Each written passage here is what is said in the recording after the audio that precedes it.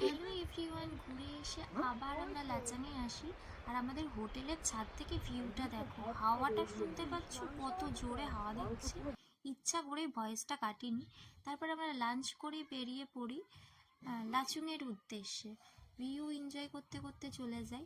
যেতে যেতে একটা দারুণ ওয়াটারফলস আসে, এটা হচ্ছে বচ্চন ওয়াটারফলস। বাট সবাই আমাকে বলছিল অমিতাভ বচ্চন ওয়াটারফলস, আমি সেটাই জানতাম। বাট পরে শুনলাম না, সত্যি এটা বচ্চন ওয়াটারফলস।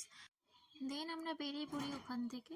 আর দেখো সামনে কি সুন্দর সূর্য অস্ত যাচ্ছিল, আর পাহাড়টাকে দেখতে এত সুন্দর লাগছিল, পুরো অরেঞ্জ কালার লাগছিল। ক্যামেরায় যেটা দেখছি সেটার থেকেও অনেক অনেক সুন্দর দেখেছি, কিন্তু ক্যামেরায় সেটা আসছিল না। চোখের ক্যামেরা আর ফোনের ক্যামেরার অনেক তফাৎ সত্যি। তারপরে আমরা চলে আসি লাচুংয়ের আমাদের হোটেলে। হোটেলটা খুবই সুন্দর ছিল, হোটেলের ব্যালকানি থেকে ভিউটা মারাত্মক ছিল, সেটা তোমরা দেখতেই পাবে।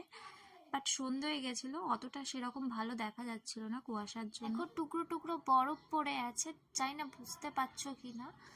আমার মিনি ব্লগটা আজকের জন্য এইটুকুনিই ছিল। লাচুং থেকে আমরা কোথায় যাচ্ছি নেক্সট পার্টে অবশ্যই দেখতে পাবে। তো মিনি ব্লগটা কেমন লেগেছে কমেন্টে জানিও। এখন সবাইকে বাই বাই।